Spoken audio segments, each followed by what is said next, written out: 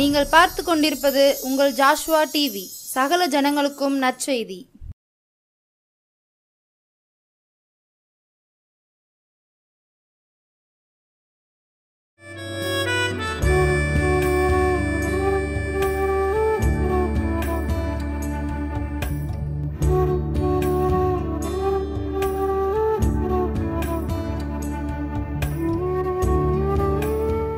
ஜாஸ்வா TV நேயர் அனைவருக்கும் இயேசு கிறிஸ்துவின் அன்பின் வாழ்த்துதலை தெரிவித்துக் கொள்கிறோம். ஜாஸ்வா டிவி மூலம் உங்களை சந்திக்க மிக்க மகிழ்ச்சி அடைகிறோம். கர்த்தருடைய நாமத்துக்கு மகிமை உண்டாவதாக. ஜெபம் பண்ணலாமா? அந்த எழுப்புதலுக்கு ஆண்டவரே உம்மை நன்றியோடு உம்மை துதிக்கிறோம், சோதரிக்கிற ஆண்டவரே. அப்பா, நீ நினைப்பதற்கும் வேண்டுவதற்கும் அதிகமாக செய்வேன்னு சொன்னீங்களப்பா. அந்த வார்த்தையின்படி ஜெபிக்கிறவங்க தெய்வீக பிரசன்னத்து வல்லமை அப்பா பிள்ளைகளை மூடுவதாக. அப்பா, இஸ்ரவேலில் கர்த்தருடைய வல்லமை வெளிப்பட்டது போல பிள்ளைகளோடு வெளிப்படுவதாக. அப்பா, இம்மட்டும் காத்து எபினேசரே உம்மை துதிக்கிறம்பா. இனி காத்துடி நடத்துங்க. இயேசு கிறிஸ்துவின் ஜெபிக்கிறோம் நல்ல பிதாவே, ஆமென். வாசிக்கலாமா? ஆதியாகமம் 22வது அதிகாரம் 2வது வசனம். அப்பொழுது அவர், உன் புத்திரனும் உன் ஏகசுதனும் உன் நேசகுமாரனுமாகிய ஈசாக்கை நீ இப்பொழுது அழைத்து கொண்டு மோரியா தேசத்துக்கு போய் அங்கே நான் உனக்கு குறிக்கும் மலைகள் ஒன்றின் மேல் அவனை தகன பலியாக பலியிடு என்றார். பாருங்க, கர்த்தர் சொல்கிறாரு, ஆபிரகாமுக்கு வாக்கு பண்ணுறாரு. என்ன சொல்கிறாருன்னா, நீ போய் என்ன செஞ்ச சொந்த குமாரனை என்ன செஞ்ச ஒன்று ஏக சுந்தர சொந்த குமாரனை என்ன செஞ்சிரு, நீ என்ன செய் மோரியா மலையில் போய் என்ன செஞ்சிரு, வழி செலுத்திரு அப்படின்னு சொல்கிறாரு. அப்போது என்னென்னா, ஆண்டவர் ரொம்ப காலம் கழித்து என்ன செஞ்சுருக்கிறாரு, அந்த குழந்தையை தந்திருக்கிறாரு. தந்த உடனே என்ன செஞ்சுருக்காரு, தந்த உடனே ஆபிரகாம் என்ன செய்யலை, ஆண்டவருக்கு என்ன செய்யலை, விரோதமாக எழும்பலை. அப்போ ஆபிரகாம் என்ன செய்ய, வார்த்தையின்படி கீழ்ப்படிஞ்சு அவர் ஆயத்தப்படுத்தினது போல் ஆண்டவர் என்ன செஞ்சார், அவன் சொந்த குமாரனை என்ன செஞ்சார், பலியாக கொடுத்துரு அப்படின்னு அவர் கொடுக்குறாருல. அவர் கட்டாயம் நமக்கு ஒரு குழந்தை தருவார் அப்படின்னு சொல்லி தான் நம்பி என்ன செஞ்சார், போய் அந்த இடத்துக்கு போகும்போது தான் அங்கே ஒரு ஆட்டுக்குட்டியை ஆயத்தப்படுத்தியிருந்தார். அதே போல் தான் ஆண்டவர் என்ன செய்கிறார், எல்லா காரியங்களையும் ஒரு ஊழியத்தை எடுத்துக்கோங்க, ஒரு தரிசனத்தை எடுத்துக்கோங்க, தெய்வ திட்டத்தை எடுத்துக்கோங்க, நமக்கு வாக்கு பண்ணுவார். நீ போய் எழும்பி போ அப்படின்னு சொல்லுவார். போய் என்ன செய்ய, நீ கால் ஊன்றி நின்று நான் காரியங்களை வாய்க்க பண்ணுவேன் அப்படின்னு சொல்லி வாக்குத்தத்தம் பண்ணுவார். ஏசாயாக்கு சொல்கிறாரு, நீ போ, நான் உன் நாவை தொட்டிருக்கேன், அக்னிமயமான நாவுகளை உன்னை தொட்டிருக்கிறேன், நீ போய் இந்த ஜனத்துக்கு போய் என் வார்த்தைகளை வெளிப்படுத்து அப்படின்னு வார்த்தைக்கு கீழ்ப்படியும் போது ஏசாயா நாவை தொட்டு அநேக வார்த்தைகளை இந்த ஜனத்துக்கு மத்தியில் என்ன செஞ்சார், பேசினார். ஆண்டவர் என்ன செய்ய ஆயத்தப்படுத்தி வைத்திருக்கிறாரு. அப்போ நம்ம நினைக்கிறோம் நம்ம எல்லாத்தையும் இழந்து போயிடுவோமோ, நம்ம இழந்து போகிற மாதிரி தெரியும். அந்த தரிசனத்தில் நம்ம அவர் சொன்ன வார்த்தையை கேட்டோம்னா இழந்து போயிடுவோமோ அப்படின்னு நினச்சி தான் போக வேண்டியது இருக்கும். அதேமாதிரி அங்கே போய் தான் தெரியுது, ஆபிரகாமுக்கு தெரியுது, அங்கே ஒரு என்ன செய்ய ஆட்டுக்குட்டி என்ன செய்ய ஆயத்தமாக்கப்பட்டிருக்குது அப்படிங்கிறது. அப்போது ஈசாக்கு என்ன செய்கிறா அப்படின்னா, தகப்பன் கூட்டிகிட்டு போகிறது எல்லாமே தெரியுது. அந்த மலை அடிவாரத்தில் இருந்து என்ன செய்கிறாங்க, நீங்கள் என்ன செய்ய வேலைக்காரனை இங்கே நின்று நாங்கள் மட்டும் 2 பேரும் போயிட்டு வரோம். என்னென்னா அவனுடைய நோக்கம் என்னென்னா, ஆண்டவர் மகனே சொந்த குமாரனே பலியாக கொடுக்க சொல்கிறாரு. நம்ம சொந்த பலியாக கொடுக்க போகிறோன்னா இவங்க அதுக்கு என்ன செய்ய தடை பண்ணிடக்கூடாது, நாளைக்கு இவங்க ஏதாவது பேசி நம்ம மனசை மாற்றிடக்கூடாதுன்னு சொல்லி தான் என்ன செஞ்சுருக்கிறாரு.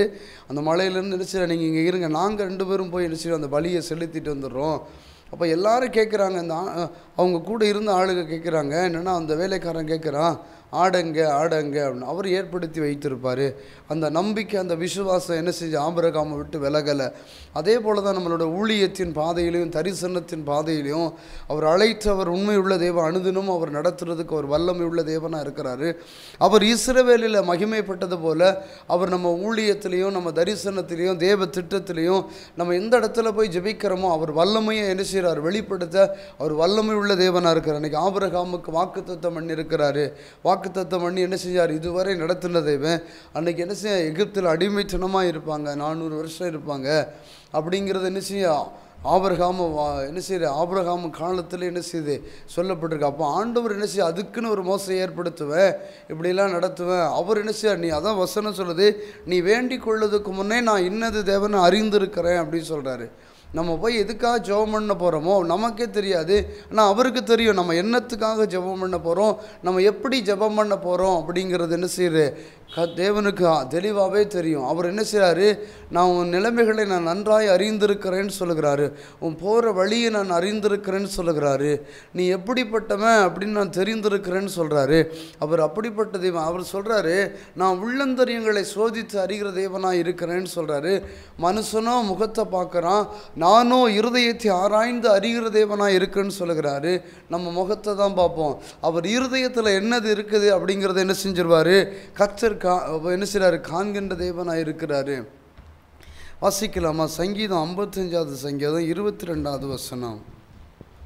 கர்த்தர் மேல் உன் பாரத்தை வைத்து விடு, அவர் உன்னை ஆதரிப்பார், நீதிமானை ஒருபோதும் தள்ளாட ஒட்டார். பாருங்க, கர்த்தர் மேல் உன் பாரத்தை வைத்து விடு அப்படி சொல்லி தாவீது சொல்றாரு. அவர் என்ன செய்ய, நீதிமான ஒருபோதும் என்ன செய்ய மாட்டார், தள்ளாட விட மாட்டார்னு சொல்றாரு. அவனை கர்த்தர் மேல் பாரத்தை வைத்து, அவர் என்னை அழைத்திருக்கிறாரு, அவர் என்னை முன்குறித்திருக்கிறாரு, அவர் என்னை அபிஷேகம் பண்ணி இருக்கிறாரு, அவர் என்ன செஞ்சு அந்த ராஜ அபிஷேகத்தை எனக்கு கொடுத்து இன்னைக்கு இஸ்ரவேல் ஜனத்துக்கு என்ன செஞ்சு என்னை ராஜாவாக மாற்றி இந்த ஜனத்துக்கு நியாயம் விசாரிக்கிறதுக்கும் நீதியை விசாரிக்கிறதுக்கும் நீதியை கட்டளிடுறதுக்கும் என்ன முன்குறித்திருக்கிறாரு.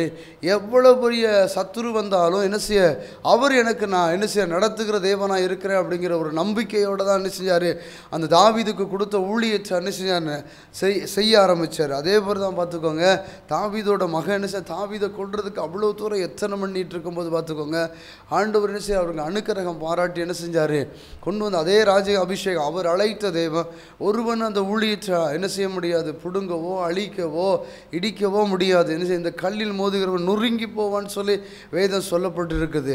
அப்போ அவருடைய தரிசனத்துக்கு நேரம் நம்ம ஓடும்போது ஆபிரகாமுக்கு ஏற்படுத்தின அந்த ஆட்டுக்குட்டி ஏற்படுத்தி தந்த தேவன் நம்ம ஊழியத்தின் பாதைகளை செவ்வாய்ப்படுத்தி இதுதான் வழின்னு சொல்லி என்ன செய்வார், அவர் போதித்து நடத்துறதுக்கு அவர் வல்லமை உள்ள தேவனாக இருக்கிறாரு. அவர் இஸ்ரவேல் சமூகத்துக்கு என்ன செய்கிறாரு, அவர் வல்லமையை வெளிப்படுத்துறது போல இந்த தேசத்தில் நம்மளை கொண்டு என்ன செய்வார், அவர் வல்லமையை வெளிப்படுத்தி நான் கர்த்தர் என்று அறியத்தக்க என்ன செய்ய போகிறாரு, கிரிகளை நடப்பிக்கப்படும். அந்த எழுப்புதலுக்காக ஆண்டவர் என்ன செய்கிறாரு, ஒவ்வொருவரையும் என்ன செய்கிறார், துரியமாக என்ன செய்கிறாரு, ஆயத்தப்படுத்திக்கிட்டே இருக்கிறாரு. அதான் இன்னைக்கு வேதத்தில் ஆண்டவர் தெளிவாக சொல்லப்படுறாரு பாருங்க, ஆயத்தப்படுத்தி இருக்கிறார். ஆபிரகாம் நினைச்சிருக்கலாம் இன்றைக்கி ஒரு பிள்ளை இழக்க போகிறோம் அப்படின்னு சொல்லி நினச்சிருக்கலாம்.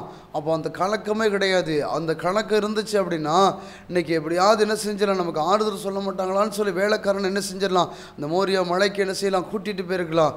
இவங்க வந்தாங்கன்னா கர்த்தருடைய தரிசனம் கெட்டு போயிடும்னு சொல்லி தான் என்ன செஞ்சார் ஆபிரகாம், வேலைக்காரனை இங்கே நிப்பாட்டிட்டு நானும் ஏக சுந்தரனும் என்ன செய்கிறோம், போய் அந்த பலிகளை செலுத்திட்டு வந்துடுறோம் அப்படின்னு சொல்லி.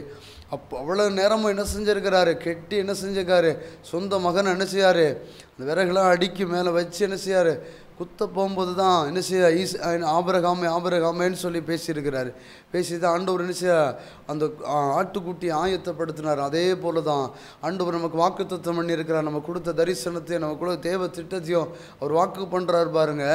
நான் சத்துருக்கள் மத்தியில் உனக்கு ஒரு பந்தி ஆயத்தப்படுத்துவேன்னு சொல்கிறாரு. நமக்கு சத்துரு உண்டு. அந்த ஊழியத்தை நம்ம ஊழியத்தில் ஆண்டவர் பயன்படுத்தும் போது அநேக போராட்டங்கள் வரும், அநேக நிந்தனைகள் வரும், அநேக என்ன செய்ய தூசணமான வார்த்தைகளெல்லாம் வரும், அவமானமான வார்த்தைகளெல்லாம் வரும். ஊழியத்தை விட்டுட்டே போயிடலாமே, இதெல்லாம் ஊழியத்தை என்ன செஞ்சு நம்ம என்ன சாதிக்க போகிறோம், எதுக்கு என்ன செஞ்சிட போகிறோம், இவ்வளோ அவமானம் இருக்குது, ஆண்டவர் இருக்கிறாரா இல்லையா அப்படிங்கிற கலக்கத்தோடு நீங்கள் ஊழியம் பார்க்கலாம். ஒரு சிறுவர் ஊழியமாக இருக்கலாம், ஒரு ஜெபம் நடத்துகிற ஊழியமாக இருக்கலாம், அதே மாதிரி என்ன செய்யலாம், போதிக்கிற ஊழியமாக இருக்கலாம், நற்செய்தி ஊழியமாக இருக்கலாம், சுவிசேஷ ஊழியமாக இருக்கலாம்.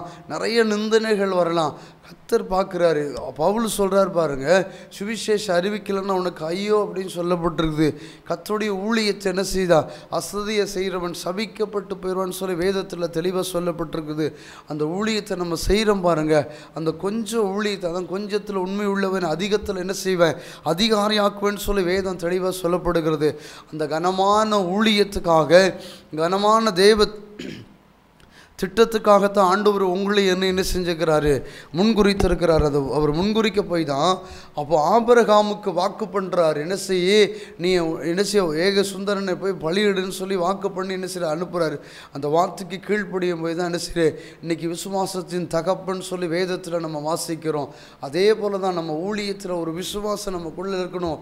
அவர் கொடுக்குறாரு, அவர் நடத்துவார், அவர் என்ன செய்வார், நம்மளை என்ன செய்வார், போதித்து நடத்துகிற தேவனாக இருக்குன்னு சொல்கிறாரு. அவர் சொல்கிறாரு, நான் ஊழியக்காரன் சுகத்தை நான் விரும்புகிற தேவனாய் இருக்கிறேன்னு சொல்கிறாரு. அந்த ஊழியத்தை விரும்புகிறாரு. என்ன செய்கிறாரு?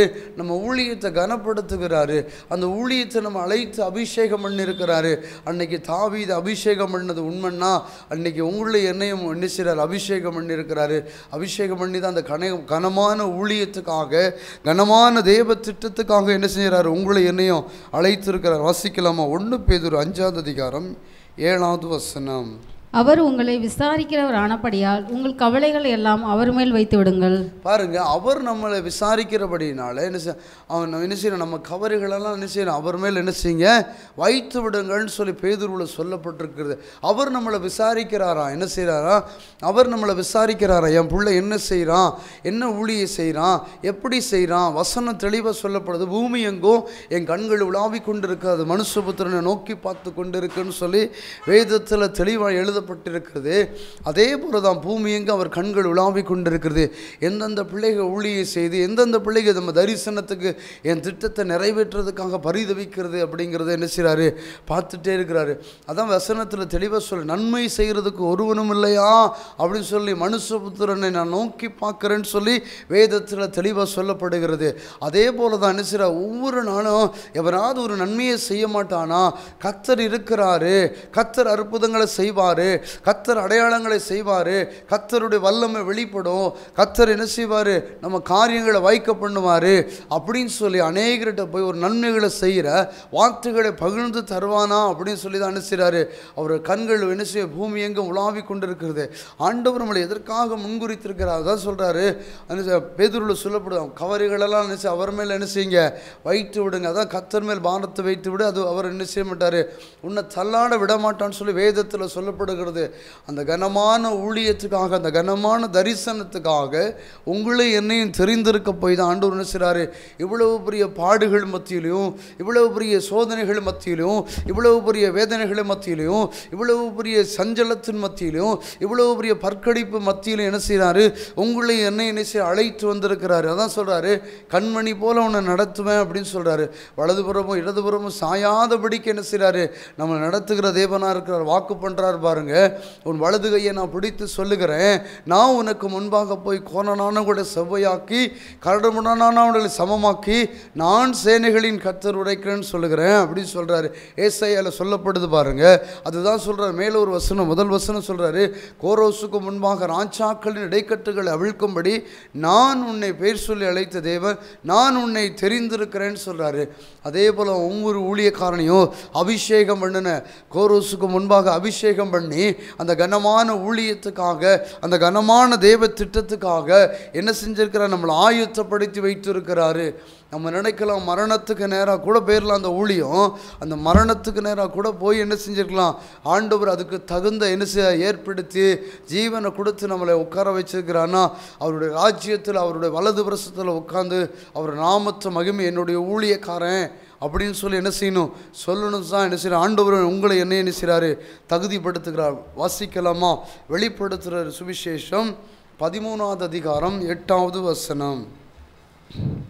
உலக தோற்றம் முதல் அடிக்கப்பட்ட ஆட்டுக்குட்டியினுடைய ஜீவ புஸ்தகத்தில் பேர் எழுதப்பட்டிராத பூமியின் குடிகள் யாவரும் அதை வணங்குவார்கள்.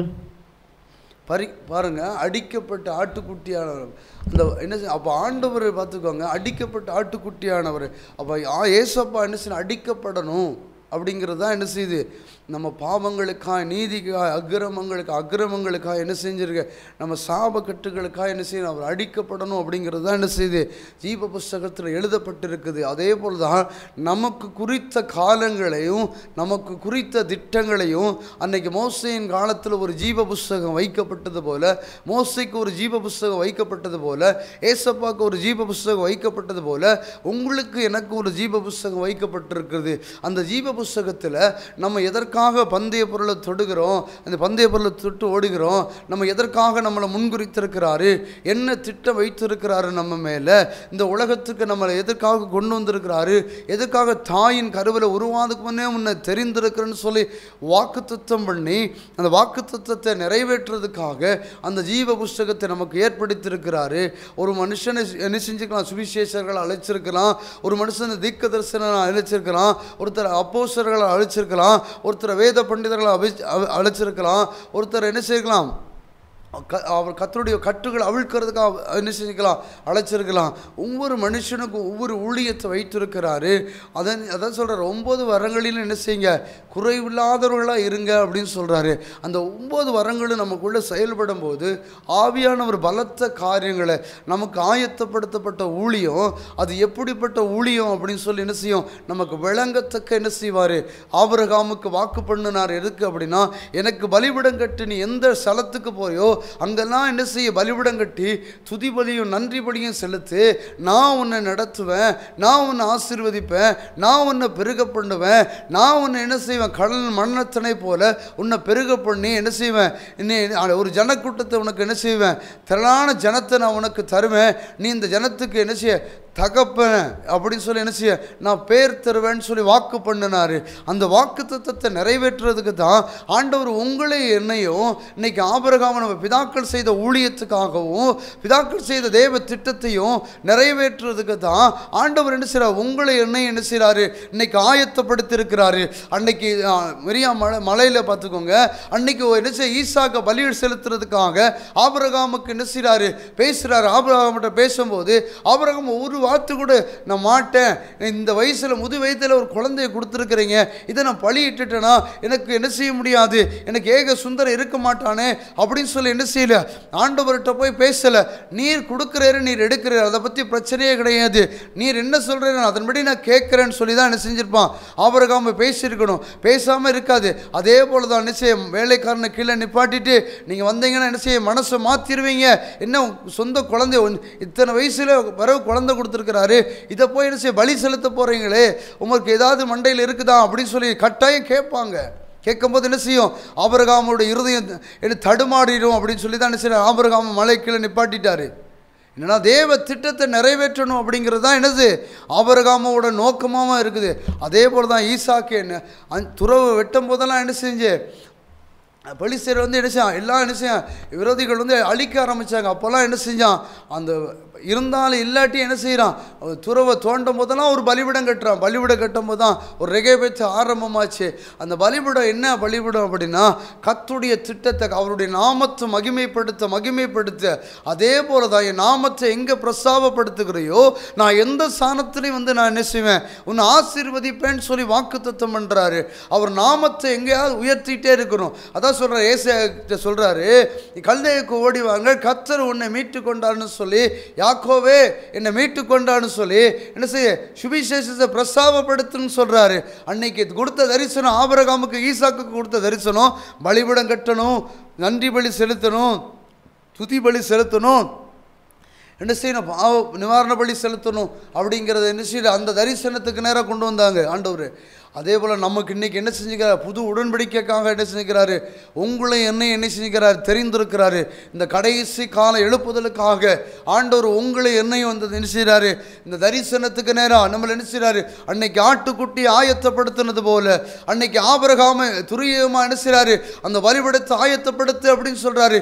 எதுக்காக சொல்கிறாருன்னா, எனக்கு ஆபிரகாம் இவ்வளவு விசுவாசமாக இருந்தான், சொந்த குமாரனே பலியாக கொடுக்கறதுக்கு விசுவாசமாக இருந்தான், நீ எனக்கு என்ன செஞ்சிருக்கிற, நீ எனக்கு என்ன செய்ய போற, நீ எப்படி என் ஊழியத்தை நடத்த போற, என் ஊழிய தரிசனத்தை எப்படி என்ன செய்ய காரியங்களை வைக்க பண்ண போற அப்படிங்கிற விசுவாசம் நமக்குள்ள வரணும் தான் ஆண்டவர் நம்மளை என்ன செய்றாரு, ஆயத்தப்படுத்தி என்ன துரிதமா என்ன செய்றாரு, வெளிப்பட்டு கொண்டிருக்கிறார். வாசிக்கலாமா? வெளிப்படுத்தின சுவிசேஷம் 5ஆம் அதிகாரம் 6வது வசனம். அப்பொழுது இதோ அடிக்கப்பட்ட வண்ணமாய் இருக்கிற ஒரு ஆட்டுக்குட்டி சிங்காசனத்திற்கும் 4 ஜீவன்களுக்கும் மூப்பர்களுக்கும் மத்தியிலே நிற்க கண்டேன். அது 7 கொம்புகளையும் 7 கண்களையும் உடையதாய் இருந்தது. அந்த கண்கள் பூமி எங்கும் அனுப்பப்படுகிற தேவனுடைய 7 ஆவிகளேயாம். அப்பொழுது இதோ அடிக்கப்பட்ட வண்ணமாய் இருக்கிற ஒரு ஆட்டுக்குட்டி சிங்காசனத்திற்கும் 4 ஜீவன்களுக்கும் மூப்பர்களுக்கும் மத்தியிலே நிற்க கண்டேன். அது 7 கொம்புகளையும் 7 கண்களையும் உடையதாய் இருந்தது. அந்த கண்கள் பூமி எங்கும் அனுப்பப்படுகிற தேவனுடைய 7 ஆவிகளேயாம். பாருங்க, தேவனுடைய 7 ஆவிகளாக நினைச்சிருக்கு அனுப்பப்பட்டிருக்குது. என்னன்னா ஆண்டவர் என்ன அப்படின்னா, அடிக்கப்பட்ட ஆட்டுக்குட்டி என்னன்னா ஆண்டவர் ஏசப்பா என்ன செய்யணும், பூலோகத்துக்கு போய் என்ன செய்யணும்? கட்டாயம் என்ன செய்யணும்? அந்த அவர் என்ன செய்யணும்? பலியாகணும். பலியாகி தான் என்ன செய்யணும்? நம்மளை மீட்கணும். அந்த பாவ நிவாரண பலி என்ன செய்ய செலுத்த என்ன செய்ய முடியாது. அது ஒன்றுமே என்ன செய்ய நிவாரணம் செய்ய முடியல. அதனால தான் என்ன செய்ய சொந்த என்ன செய்ய குமாரனே என்ன செய்யார்? இந்த பூலோகத்துக்கு அனுப்பி என்ன செஞ்சார்? சொந்த பலியாக இருக்கு. அதே போல் தான் ஆண்டவர் நம்மளை எதற்காக முன்குறித்திருக்கிறானா? அதான் சொல்கிறார் ஏசப்பா, நானே வழியும் சத்தியமும் ஜீவனுமாக இருக்கிறேன், என்னை பின்பற்றுகிறவன் பிதாவை பின்பற்றுகிறான்னு சொல்லுகிறாரு. ஜோமில்லாமா அந்த எழுப்புதல் நேரத்துக்காக ஜோமில்லாமா ஆண்டவர் நம்மளை எதற்காக ஆயத்தப்படுத்தியிருக்கிறாரு? அந்த டிவி சேனலை பார்த்துட்டு இருக்கிறோம், அப்படியே ஜோமில்லாமா ஆண்டவரே உண்மை நன்றியோடு உண்மை துதிக்கிறோம், சோதரிக்கிற ஆண்டவரே உங்கள் கராண்டவரே எங்களோடு இருப்பதாகப்பா. அன்னைக்கு ஆபிரகாமுக்கு வாக்குத்தத்தம் பண்ணி ஆண்டவரே அப்பா அந்த பலிபீடத்துக்கு ஒரு ஆட்டுக்குட்டி ஆயத்தப்படுத்துறீங்களப்பா. அதே போல் எங்களை ஆயத்தப்படுத்தி ஆண்டவரை உங்கள் சித்தத்தை செஞ்சு ஆண்டவரை அந்த ராஜ்யத்தின் சுவிசேஷத்தை அறிவிச்சு ஆண்டவரை அந்த பரலோக ராஜ்யத்தில் அப்பா நாங்கள் உங்கள் வலது பிரசத்தில் உட்கார பண்ண எங்களை தகுதிப்படுத்துங்க ஆண்டவரை. பரிசுத்த ஆவியானவரே எங்களை தாழ்த்தி வெறுமையாக்குகிற ஆண்டவரை நாங்கள் அல்ல ராஜா, நீங்கள் எங்களை ஆசீர்வதிங்க, பலப்படுத்துங்கப்பா. பலப்படுத்திய கிறிஸ்துனால எல்லாம் செய்ய பலன்னு சொன்ன வார்த்தையின்படி ஜெபிக்கிறோம்பா. இம்மட்டும் காத்த வினசரேமை துதிக்கிறோம்பா. இனி காத்து வழி நடத்துங்க. இயேசு கிறிஸ்துவின் ஜெபிக்கிறோம் நல்ல பிதாவே, ஆமென்.